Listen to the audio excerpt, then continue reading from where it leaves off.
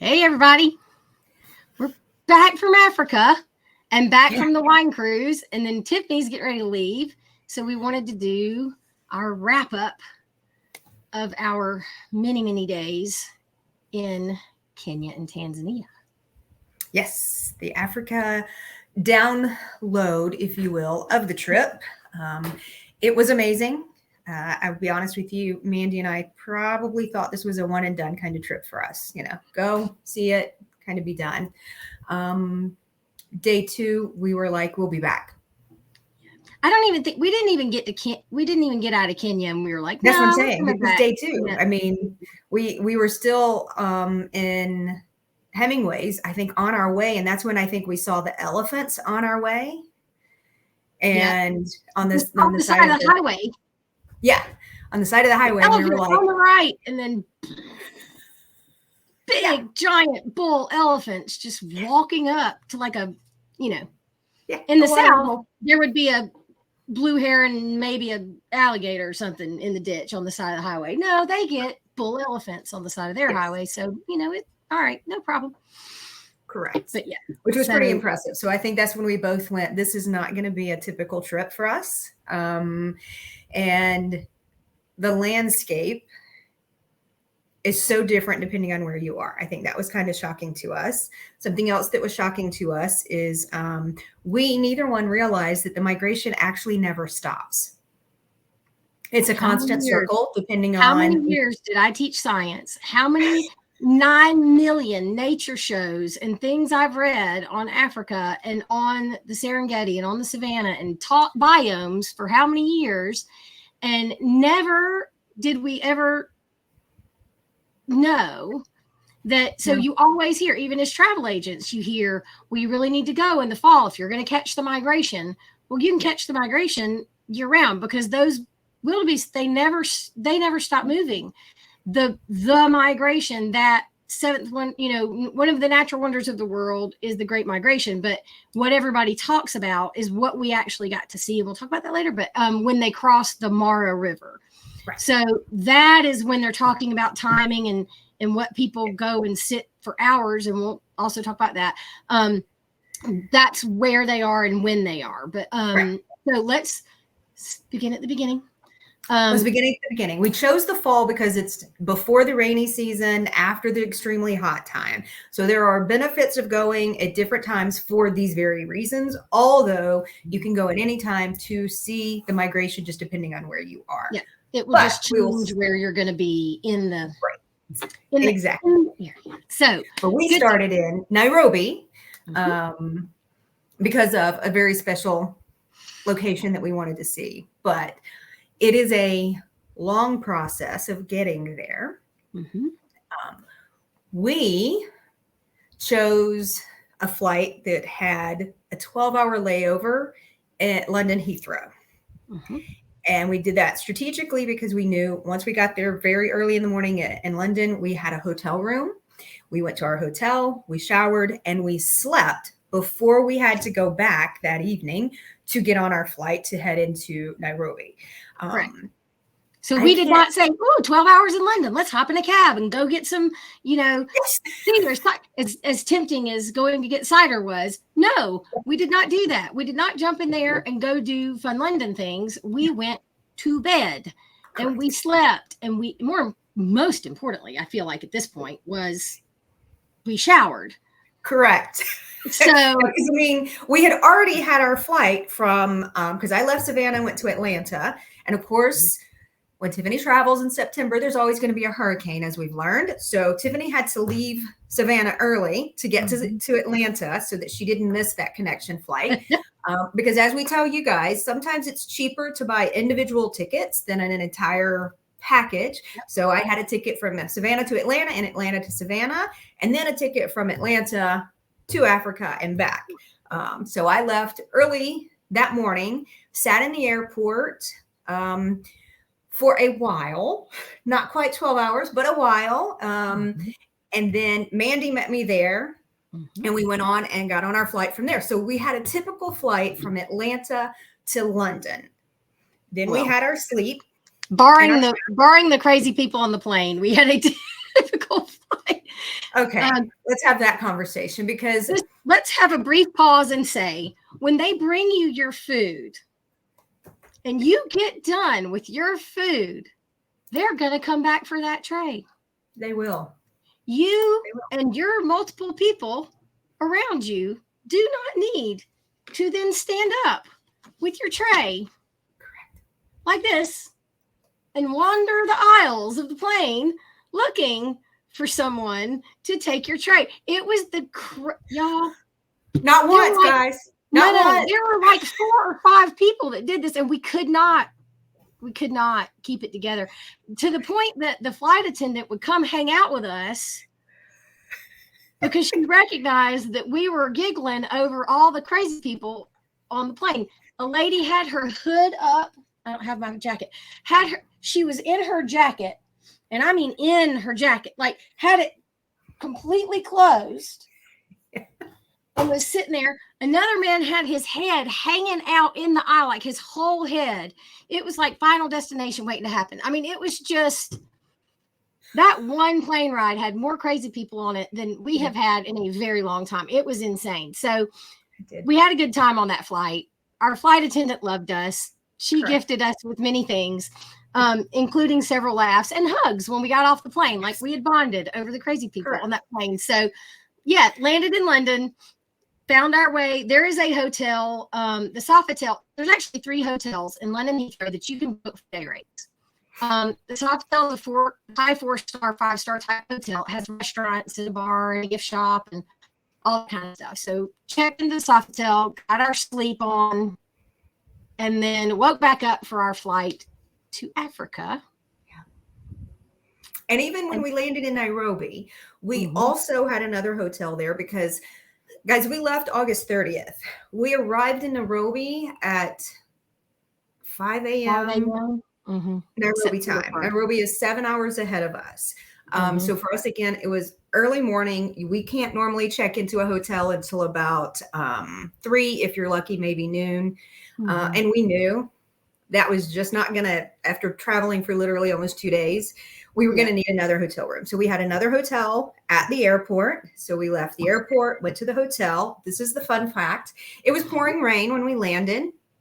We had people with us carrying our luggage, walk us through the airport because that's what you do. VIP escort through Nairobi is worth every penny. We'll say that. Every penny. So, and they would not laugh at you when you did this, and I laughed at you. So it's okay. I laughed too. But I'm walking out, and I noticed that these people are kind of slowly walking over this little hump. I have my backpack slung over my right shoulder, and I'm holding the umbrella with my left hand. And as I go to say, "Is that slippery?" And I look down and start saying, "I don't think it is." I proceeded to then play some kind of remake of Singing in the Rain with the umbrella here, holding on to my backpack, one leg in the air, jumping around, trying to catch myself. Fun fact, I did not fall down. She did not fall down. The whole time I was like, don't you dare.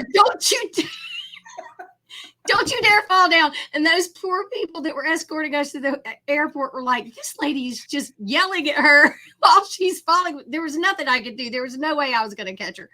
Oh my gosh. I'm so glad you didn't fall before we ever even set foot. I didn't tweak a knee. I didn't hurt a hip. And at our age, that's seriously Thank you, universe. Appreciate that. But, it was the best way where I was like, well, I hadn't been on the ground 20 minutes. Oh my Lord. Here we go. It was so funny though. So yeah, 5 minutes in the dark to the airport hotel near the airport. Interesting facts about the nice hotels in Nairobi and in Africa in general is they're all going to be walled and gated and guarded. So somewhere like Nairobi, that's more people related than it is animal related. But one of the national parks with wild animals is right by their airport, which is pretty cool.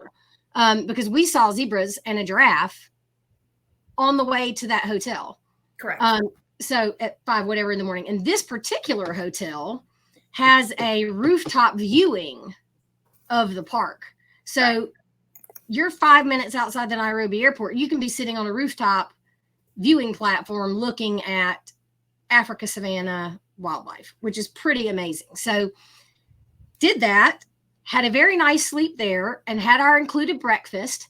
And because our check-in to Hemingway's was not going to be until closer to 3. So we landed again, showered again, slept again, had breakfast, and then we went to meet the rest of our group over at Hemingway's. And they had been there for about 2 hours at that point, just hanging out. They had some tea or whatever, but they had arrived 6 or 7 a.m. that morning, and then went straight to Hemingway's. So these people that traveled with us, hey ladies, they flew from different parts of the country here, West Coast, Arizona, that kind of stuff. They flew into Doha, very long flights, stayed in Doha for about 6 hours or so, and then flew from Doha to Nairobi. So when we got to them, we had had 2 showers and 2 sleeps. And they had had no showers and maybe some sleep. So just when you're planning that and we give you that option, consider that, because we only landed probably 2 hours difference. Right. And we did spend, one hotel room was like $200 and something, and the other one was another 200. So a little less than $500, but that was split 2 ways, of course. But for a little less than $500, we arrived rested, clean, and ready. Yeah.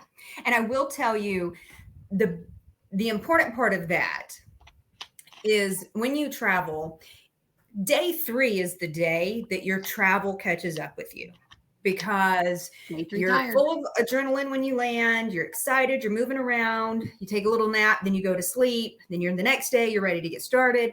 And then by day 3, you're just kind of like, whew, I'm winded and I'm tired. We did not have that. I mean, we were pretty well ready to go. The other ladies, it hit them hard.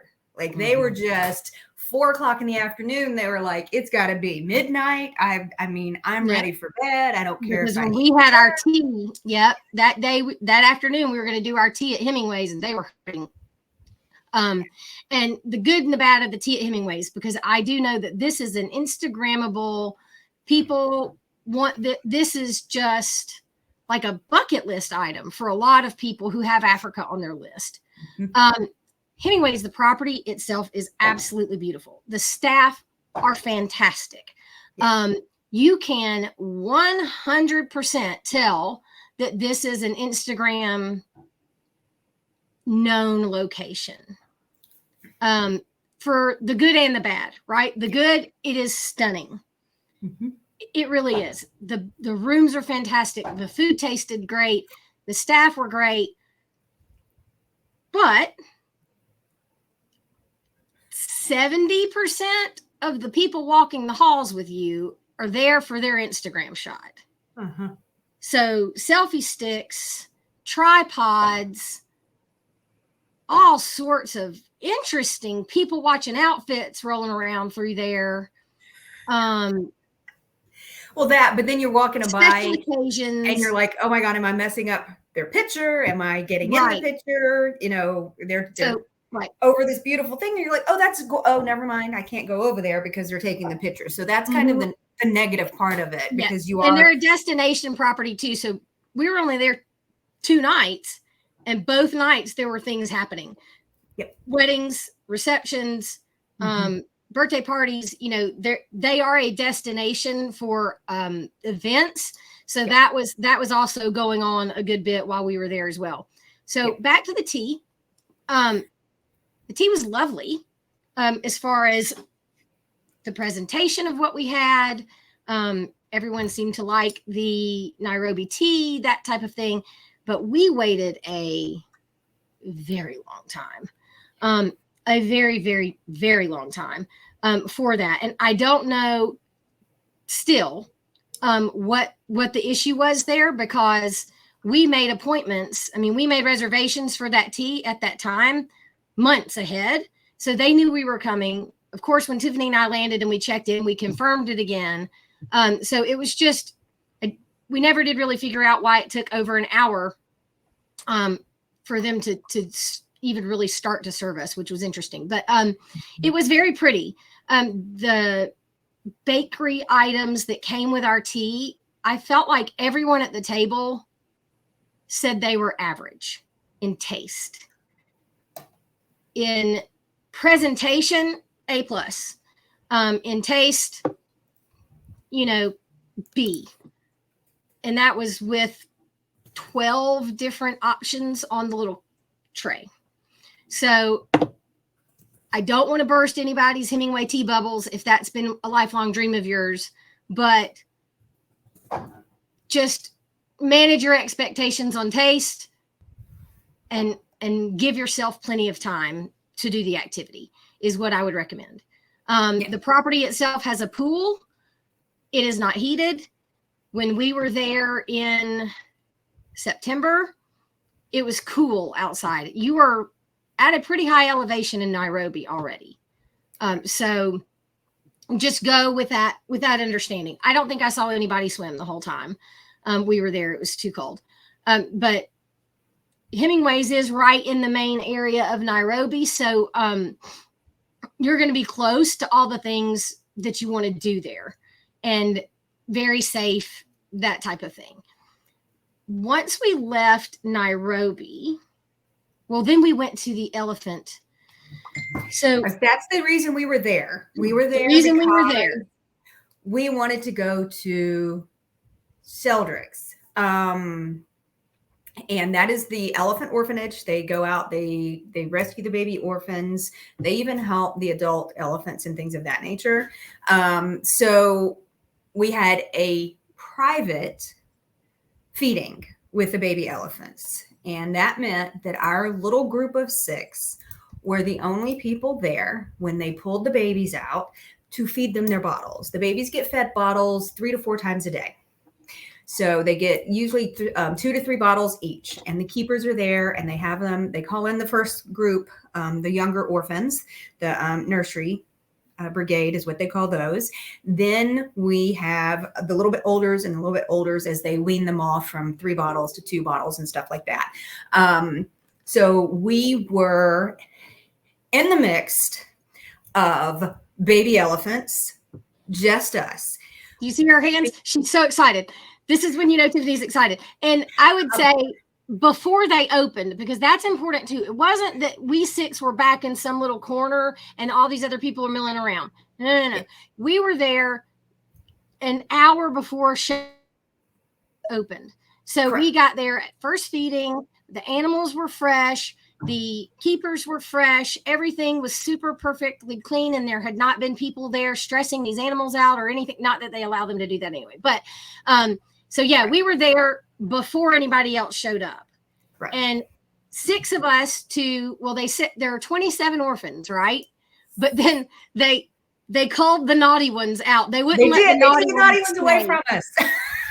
So when they started saying that, my little elephant's kind of naughty. I don't know if y'all are following Sheldrick's or not, but Marie-Jo has an attitude, and which is one of the reasons why I picked Marie-Jo. But anyway, so when he started telling us that the naughty ones, they just sent them on, I was like, oh God, is my orphan coming? And he said, who is your orphan? And I told him, and he was like, oh, that's actually a good question, because she has an opinion about many things, and everybody that was with us were like, well, then, that's the correct one. So, but the benefits of this is they do feedings, and they do it to the public. That started an hour after us. During those public feedings, you are not allowed to take cell phone videos at all. Mm-hmm. There are usually about 200 people set up for these feedings.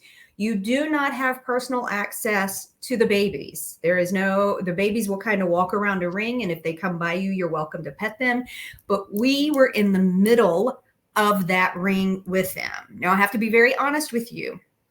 Because this is a business, we run a business, we are not allowed to post any of those pictures here. They are some on our personal pages because we did not post them as a professional business as a personal individual who visited shelters is what we did. And we are very clear on understanding those rules. We are not to make any kind of profit off of what they are doing. So we will not be providing you any of those pictures here, but we do invite you, if you are our friends, check out some of the pictures that we posted. So we also went to Giraffe Manor.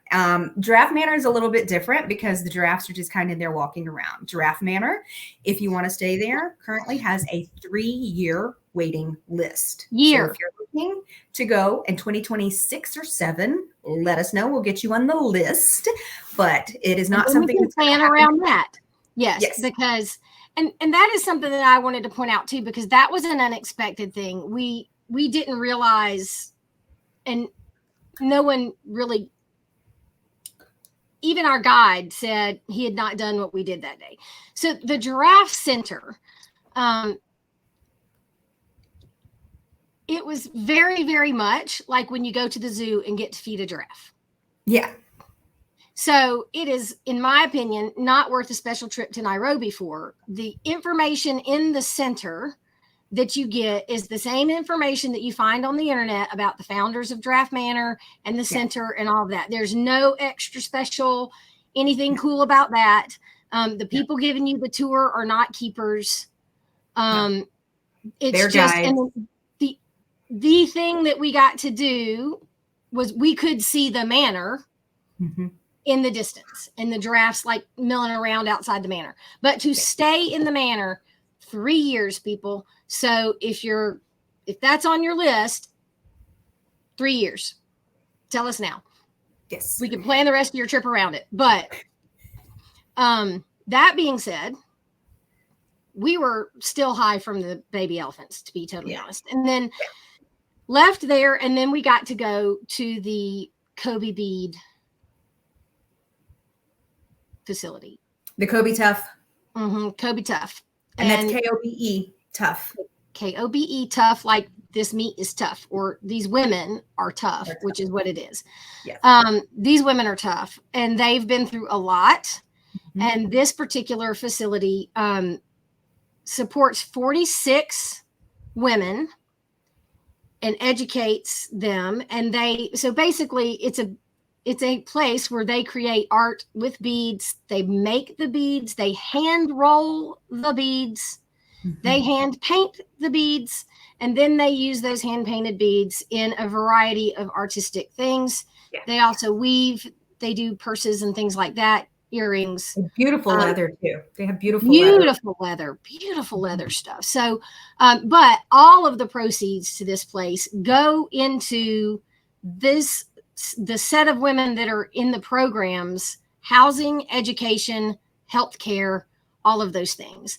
And we were so incredibly lucky to meet one of the founders of Kobe Tough, and she'd been there for 50 years or something. And she made every single one of us our own individual bead. My little duck is not with me right now. I don't have my bead, but I do have my cute little clay elephant that she made. Cute. So she made each of us something special. Mine is this little duck. And he's in my room, I think. He's not down here where he should be, but that's okay. But yeah, she made a point, and she was so sweet. I was going around and she said, "Come over here and take my picture." Yes, ma'am. Yes. And then the one lady that was with us said, "Can you tell that she's the boss of this place?" And we said, yes, we can. In fact, we can. So she was fantastic. And it was very impactful for us to visit there. We were all very happy to spend our money there and support these women and support this local place that was doing good in their community. As you guys all know, that's a very big part of what we do when we go places, is that we want to make sure that we're working with local people and we're supporting the local communities. And in this particular trip, almost every activity that we did supported battered women or women in danger of some description or animals in danger of some description. So it was very meaningful for us in that aspect as well. We're at 24 minutes and we have not made it to Tanzania yet. So we've got to talk.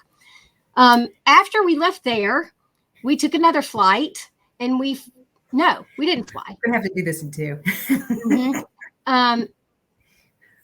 We flew to Arusha? No, we drove. We drove to Arusha. No, we flew. We flew. Excuse us. It was a lot. We flew to Arusha. And then we were picked up. And then we went to the Arusha Coffee Lodge. And the only reason we stayed at the Arusha Coffee Lodge, well, there's two reasons. One of our travelers really, really wanted to do the coffee tour.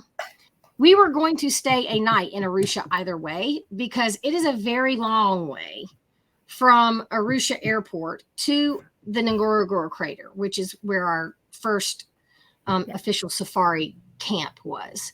So we stayed. And that's probably a good place to say we will have all of our safari camps on the next one, so that you don't have to watch a 50-minute video. Exactly. You'll have to watch two, but we'll finish with Arusha. But Arusha also had in their gift shop was amazing. They had arts and items made by disabled individuals. So it was all products handmade by these individuals that were sold in the shop for them to get the money, which was fantastic. All the differing disabilities. So this could be mental disabilities, this could be physical disabilities, this could be, a variety of impairments that, in Africa,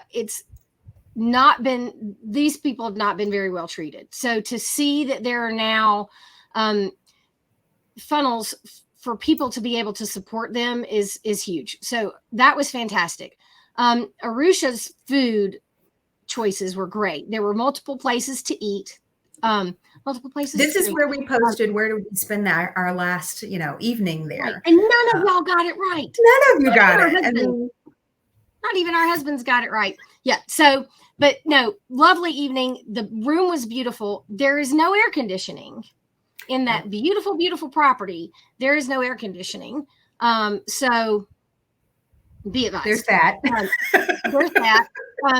They only, and this was an interesting thing about Arusha too, was only one window in the whole thing had screen.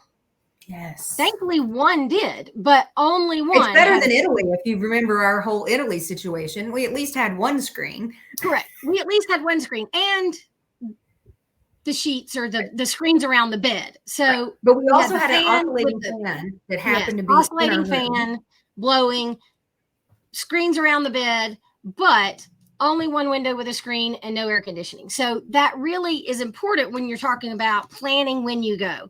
Everyone else that was not me and Tiffany were perfectly fine at night with no air conditioning, but we need it like meat locker hanging. So that is our first adventure. And then the morning of Arusha, our driver, MJ Murija, who we love, Murija picked us up in our, Murija picked us up at the coffee lodge to do pretty much the rest of the trip. And there's two things that I want to say about this, and then we can be done. In Africa, almost every place we stayed, when you tipped, you didn't tip like your room staff and your wait staff and your this and your that. They have a box at the very front of the desk for you to tip the staff. And then everybody in the staff gets that split up. So when you get a tipping guide from us going to Africa, and it's going to say general staff, that general staff tip, there will be a box for that. And that was every camp we went to, every hotel we went to. That's the way that they do it. And it depends on the camp. Sometimes you can ask them if you can leave an individual tip for someone. And sometimes they will say yes. Most of the time they will say no. So be sure to ask. Yeah, you always have to ask just to make sure. But that was when we packed up and we're ready to go. We were watching the monkeys on the roof. That's what I was about to say is your first monkey encounter, our first wildlife encounter of, you are actually in a place where there is wildlife that will come up to you, was at Arusha. One was when we went out at night to go do something, and the guard was walking the property with her weapon and her walkie-talkie. And so we asked her, what are you guarding? What, it's us. Of course, we're going to talk to any human that we see, but hey, how's it going? Good night, blah, blah, blah. So what you doing? Why have a weapon? What's happening? And she was like, oh, well, we have to guard the property. In this case, it was animals, because they had quite a few things come up into the property. And then the morning when we were waiting for our driver to get there and our bags to go whatever, the white-faced monkeys were very interested in all of our things. And so I don't remember who was giving me a hard time. I was like, he needs to get away from it. And they were going, it's fine, he'll be fine. And I'm going, they know how to open book bags. It's not fine. They will steal stuff out of your bag. I assure you, they operate that zipper better and faster than you can. So when the staff saw the monkey, they chased them off. And then they went up on the roof and people were taking pictures of them and stuff. But Tiffany and I were giggling and saying, we'll never get her husband there. And but those monkeys were specifically coming to go through those bags and see what they could find. Yep. So always, always, always keep an eye on your belongings, yourself as well. But wildlife is truly everywhere when you get there. So I don't want to say you're never safe because that sounds wrong. But, there's always the possibility of a wildlife encounter because they can't keep you in a bubble. So things and more on that on the next video, because there's a whole lot more to know about that piece of information, but we're going to stop here and say, and that's when our safari truck experience began, because MJ picked us up from there and we drove into the Serengeti. So we will do another video about the Serengeti and the rest of our trip, but that is the arrival to Africa. Yes. And some of the more entertaining aspects of travel. Absolutely. And now we want to also, as you've seen on the screen, we have a specific page on our website set up for just Africa. It's got pictures of our events, things that we did, pictures of animals that we took. We took all of those pictures on that web page belong to us. We took all of those pictures, whether it's the resort, it's an animal, it's a person, what have you, it's something we did. And it's all information on visiting Kenya, Tanzania, and the different things that you can do and stuff like that. So go check it out. Check us out on the next video when we get a little bit deeper and a little bit more serious on how close encounters the animal can get. So we'll see you the next one. Bye.